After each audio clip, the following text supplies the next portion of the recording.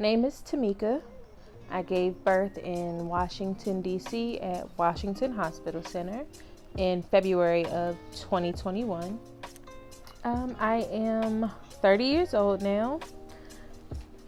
Hobbies, I enjoy shopping, reading, writing, caring for my little one now, spending time with family and friends, and catching up on my TV shows. A few days after I found out I was pregnant, I started spotting. I went to urgent care, and basically the doctors ran, blood work. I had my first sonogram. It was a vaginal sonogram because, of course, I was early in my pregnancy, just to confirm that the baby was still there, heart was still beating, heart was not beating because it was so early. They basically told me that there was not much that could be done. If it was a miscarriage, then I would just be miscarrying. The spotting went on for at least another 3 weeks. I had an instance where I was bleeding to the point it looked like I was on my cycle, and I went back to the doctor and there was nothing. And again, they told me, hey, if you are miscarrying, there's not much that we can do to save the baby. So I wound up having to do blood work every 2 days to make sure that my levels, I don't know what they're called, but that they were continuing to increase, which was a sign of a viable pregnancy. If my numbers were going down, then it was a higher chance that I would be miscarrying. So after that whole period of spotting and bleeding, my pregnancy was easy peasy. I wasn't one of those women who was tired of being pregnant or over being pregnant. I enjoyed it. I was able to, kind of still do what I did normally, except for I just had a big belly. After I confirmed my pregnancy, I actually switched over to a Black OBGYN. It was something that I felt more comfortable with, especially given the history of Black women and the maternal death rate. Prior to that, I had a white OBGYN. She was really good, but for labor and delivery purposes and my pregnancy, I wanted to be in the hands of a Black doctor. I was with her for 28 weeks, and at that point, she told me that she would not be the doctor with me in labor and delivery. The way that my healthcare provider is set up, they're basically on call. So, whenever I went to the hospital, I would get whoever was there. And because this is my first pregnancy, I didn't feel comfortable having just any doctor in the room with me. So I switched over to the midwives at Washington Hospital Center. I found out about the midwives at Washington Hospital Center and the fact that my insurance would allow me to go there when I was interviewing doulas. Having a doula for me was very important during my pregnancy, just to have the extra support. And again, because I was scared based on, what you're seeing in the news. I think at that time, a young lady had just died after giving birth to her baby girl. So during my search for a doula, I found out that I could go to Washington Hospital Center. I got my referral and I started my care there at 30 weeks. Though the midwife program there is different, you kind of see whatever midwife is in the office that day. There's only a team of 10, so they know you even though you don't know them. I pretty much had the same midwife during my appointments because I would always make my appointments on a Thursday. And I only saw a different midwife when it was time for me to go into labor and delivery. So I found my doula through a little bit of research on Instagram. I was already following a Black doula, and she informed me that she was no longer accepting any more clients, but she gave me a few referrals. The first person that I interviewed, I liked her, but I felt like we weren't a good fit going forward. So then I interviewed someone else. They were very helpful in the information that they gave me. And by the time I made the decision to go with her, she was no longer accepting any more clients. So I kind of felt like maybe I don't need a doula. Maybe I'm not going to get the doula that I want. And I didn't want to settle for just any doula. So I ended up interviewing another doula who I absolutely fell in love with. However, I did not like her packages. So I was back on the search for another doula. I went with a company that I was following on Instagram called Hello Tapestry. And they had different packages which worked well for my budget. I was able to get a doula assigned to me that was within a budget. I believe it was around $1,000 for her services, and she was there from the moment that I booked her, even up until postpartum. I think I just heard from her maybe 2 weeks ago. I didn't choose which doula I had. They assigned me her. Her name was Brittany. So Brittany was African American. She was really great at what she did. She was always available by phone, FaceTime, email, anytime I had a concern. I think I had started spotting again later in my pregnancy, and I got scared. And I'm just like, Brittany, what do I do? Very responsive. And she told me, contact your doctor at this point, see what they say, see if they want you to come in. Even my aches and pains when I had my fingertips were numb, I would just ask her, what should I do? And she would send me over things that would help alleviate the pains that I was dealing with during the pregnancy. She would check in on me. She volunteered to go with me to some of my appointments. And at the beginning, when I had been assigned her as my doula, the plan was to have her in person in the delivery room. And maybe 2 weeks later, because COVID cases started to increase, the hospital said that you could only then have one support person. So then that made me have to switch my doula over to virtual care, because it was ultimately between having my son's father in the room or having a doula. Though my doula was going to be virtual, she did make a few house calls where we went over some exercises with my birthing partner that would be helpful during labor.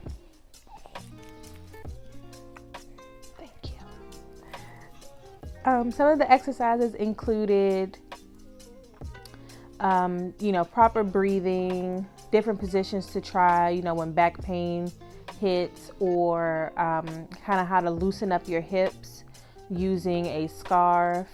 We went over how to use a birthing ball, the birthing peanut, during labor and delivery, since those were some tools that were available at the hospital.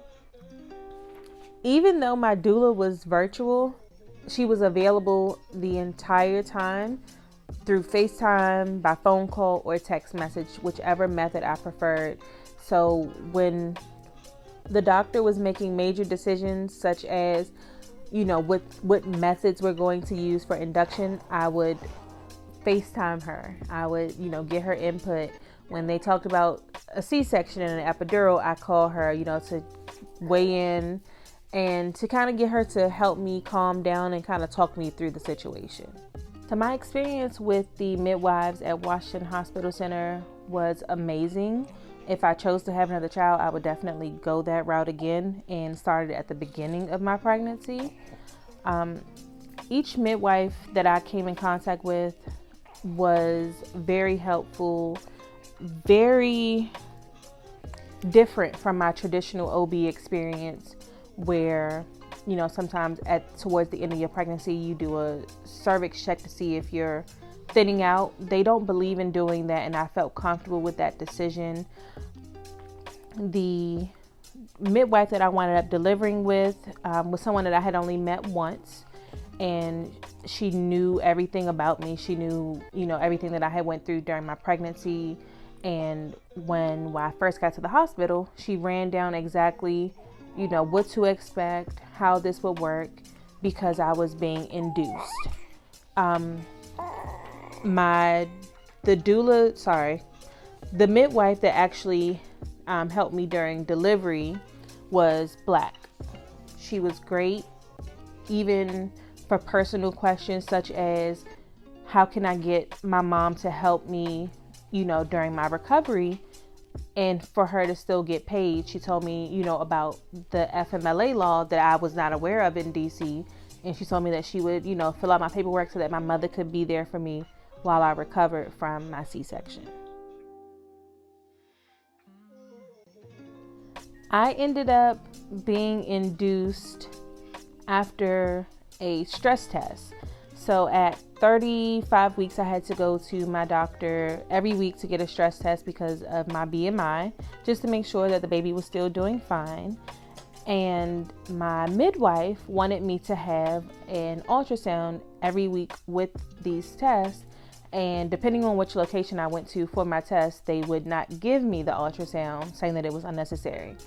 So I happened to go to the doctor this day, did my stress test, and the doctors decided to also do an ultrasound, which I'm happy about because my baby's heartbeat, it was strong, but it was not as strong as they wanted it to be at that point. I was 40 weeks and maybe 4 days, and I was already scheduled to be induced the next week. So after he, viewed the stress test, they decided to do the ultrasound, and he said that he did not like the amount of fluid that was around the baby. He gave me the option to, try and wait it out until I get to my induction date, or to go to the hospital right away. So I called my midwife, explained to them the case, and they had me to come in right away to, get settled in and to start the induction process. I arrived at the hospital on Thursday, maybe around 2 p.m. and I didn't get a room until about 10:30 p.m. and we started the induction process a little before midnight, and we started with Cervidil, which is, it sounded good when they explained it to me. I did not realize the after effect would be so painful when they went to go remove it. So Cervidil, we used that for about 12 hours, and then they attempted to check my cervix to see if I had dilated. I believe when I started my laboring process, I was at about 2 centimeters, and once we did the Cervidil, I was at 4 centimeters. After the Cervidil, we went to the balloon method. The most painful thing I've ever felt in my life. The balloon, it took me about an hour to be okay with them inserting the balloon because, again, my cervix was already sore from the Cervidil. And as soon as they put the balloon in, I went to use the bathroom and the balloon popped out. So I was in tears because I was already in pain. After the balloon had popped out, the next option was Pitocin. The doctors were actually skeptical about giving me Pitocin because the baby's heart rate was having dips at different points during labor. So after I got a new midwife and a new nurse and a new doctor, they decided to start me on Pitocin at a very low dose to see how the baby would handle it. And we started out doing well at first, no dips, and that lasted for maybe a few hours. They had already told me at this point, you're 4 centimeters, you're not, really dilating, your labor is stalling. So after starting the Pitocin, the doctor pretty much came in and told me, we may have to prep you for a C-section, which was something that was not on my birthing plan. My goal originally was to have a natural childbirth, a vaginal birth, with no medication, no nothing. And hearing that I'm having a C-section or possibly having a C-section scared me. Again, because you hear about us Black women dying. After I cried and got all of those emotions out, then they told me about, prepping me for an epidural, because at this point, if things take a turn for the worse and you don't have an epidural, we will have to put you completely under for childbirth. And that's something that I did not want to do. So I had to, go ahead and do the epidural. Again, not what I wanted, but what was important to me was getting my baby here safely and making sure that I was safe as well. So they prepped me for the epidural. That was another experience that I did not enjoy. I had to be stuck twice. because the first time when we went through the epidural, we literally got to the end and the anesthesiologist kept asking me, do you feel something tingling? And I didn't feel anything. So he was telling me that wherever the original spot that he was trying to do the epidural was not working. So we had to move up my spine and start all over. That pain hurt worse than my contractions. So I'm prepped for the epidural. It was very weird, not knowing that your legs are there, but not being able to feel them. And literally needing someone to move your legs whenever the time came. So we, continued with the Pitocin to see how things were going. They increased the dosage, and little man's heart rate was not cooperating. So we went on with the C-section. So as I'm in the operating room, or being wheeled to the operating room, I was scared. I literally probably wanted to back out, but of course you can't back out when the baby needs to get here. So I remember them transferring me from my hospital bed over to the operating table, and I was trying to keep an open mind and not be so nervous. And I had a great team that kept me calm. My anesthesiologist was great. He allowed me to play music. He talked to me because I think he could tell that I was really nervous. I was asking questions like, what are they doing? Why is this taking so long? But the process to get my baby out was very, very quick. With the epidural, you don't feel a lot of pain, just a lot of pressure, and that feeling, not having felt that before, was very, very weird to me, and it kind of set off my anxiety because, again, I have a sheet up and I don't know what's going on the other side. But once they got him out, I was very happy. I was relieved because, my baby is here, he's alive, he's breathing.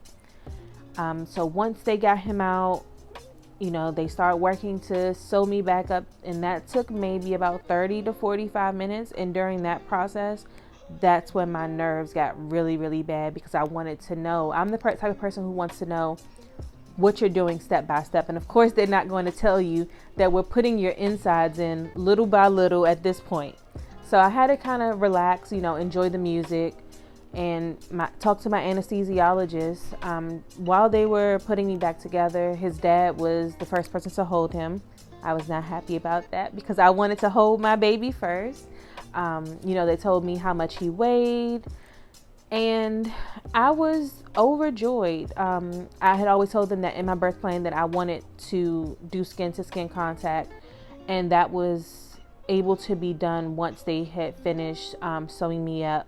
I was able to, put him on my chest, and that's how we went back into the delivery ward with him laying on my chest. So during my laboring process, his father was there. He drove me to the hospital, and he stayed with me majority of my hospital stay. I wound up staying almost a week. During labor and delivery, I threatened to put him out, and I was very serious about my threat. I felt like he wasn't asking the midwives or the doctors any questions. He was more so concerned about how long this process was going to take. And you don't rush a woman in labor because it's nothing that we can control. It happens when it happens. So I told him, you don't have to be here. I always have somebody else that I can call, to come and support me. But I did not feel the love. I did not feel that I got what I needed from him until I said that. So after I, told him you can go, he changed his behavior. He wanted to be more supportive. He asked questions like, do you need water? How is your pain? What can I do? And it still made me feel a little weird because I felt like it wasn't genuine because it didn't come until I said something. But I appreciate him being there, especially in the OR, because feeling that pressure, you need a hand to hold. So Ryan was in the NICU from Sunday to Tuesday night. When they went to go do his hearing test and run blood work, they found that his bilirubin levels were high, and that he had jaundice. bilirubin levels were high because apparently we have different blood types. So my body was basically attacking his blood cells.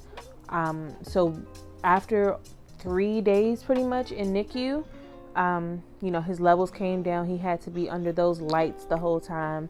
But the determining factor of his levels dropping depended on, him peeing and pooping and getting those things out of his system. So C-section recovery was actually pretty good compared to the stories that I've heard from other people. The only part that I disliked and don't ever want to go through again is the aftermath of morphine. They don't tell you that your entire body will itch. I was itching from head to toe, no exaggeration, for hours. Benadryl did not help. Benadryl cream did not help. The great thing about the morphine is that your body, you didn't feel pain almost. I'm gonna put you out. The great thing about morphine is that you pretty much are in no pain for almost 24 hours. But again, you feel like you want to scratch your skin off. I attempted breastfeeding as soon as we got into our room after having him. I don't think that it went very well the first time because the nurse was trying to help me get him to latch on. But my problem was that they told me that my nipples were flat and it wasn't easy for him to do. So the next day when I went over to the postpartum ward, I was able to speak with a lactation consultant, and she gave me a nipple shield. She explained how to use it, and we got him to latch, which made me feel really great because I was worried about not being able to breastfeed my baby. Not for like financial reasons, but because I know that that having breast milk is, better than formula in a sense. As long as the baby is fed is what's important. But I wanted him to have those nutrients that I could provide directly from my body. So my breastfeeding experience went okay. The day that my morphine wore off, it was very hard for me to get him to latch.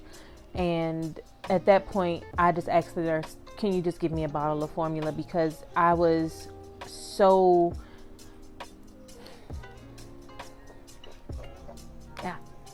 I was so irritated because my body is itching and my baby won't latch on.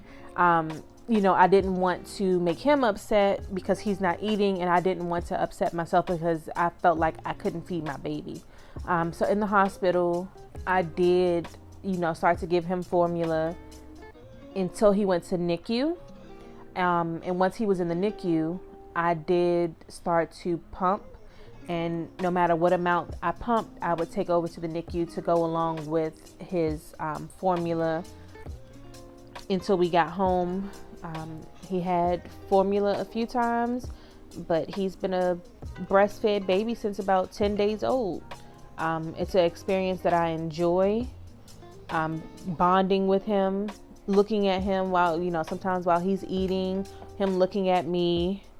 And, just getting that skin to skin contact. I can say that my friends have been a great part of my success in breastfeeding, especially because they've breastfed their baby. So I was able to go to them with questions, about how much milk, should I put in a bottle for him? Should I just let him nurse directly from my breast? Why is he throwing up? Kind of getting the gist of how this works. In the beginning, he wouldn't latch on to one side. So we visited 2 lactation consultants to try and get help with latching, and he still wouldn't latch to this one side, and I just kept trying, and then one day he magically latched, which was perfect. So now breastfeeding is very, very easy. And it's something that I plan to do until he's at least a year old. So life with baby. 4 months later, I am still learning every day about this little person. I am learning about myself, having patience, which is very, very important. coming home from the hospital, I did not feel supported. His father literally dropped us off and left. So my first day home after having a C-section, I was left to care for a baby by myself. You can imagine the pain of just getting up out of the bed from time to time. And I'm a person that does not like to take medication, but I was forced to take the medicine so that I could be there for him, feed him, change him, all of those important things. I can say that my friends and his godparents definitely helped, stepped up. I needed to go to the doctor a few days after coming home because I thought that I had COVID or something. And his godmother came over and watched him for about 6 hours while I was in urgent care, making sure that I was okay. So my family and friends have been very, very monumental in this postpartum period, especially during COVID. So it was kind of weird. I only allowed a select amount, a few people to come over because those were people that I trusted and I knew that had pretty much been in the house the whole time, so weren't or had a low risk of exposure. So those are the only people that I would allow to come over. Luckily, he was a great sleeper, so I didn't have to worry about I didn't lose much sleep when he came home. So I didn't need help in that aspect, but babysitting, buying clothes, family and friends definitely were supportive. Okay. The biggest takeaway I have from my birthing experience is to make sure that you're moving around, walking, and enjoying yourself still, and to maintain, low stress, control what you can control, and take it from there.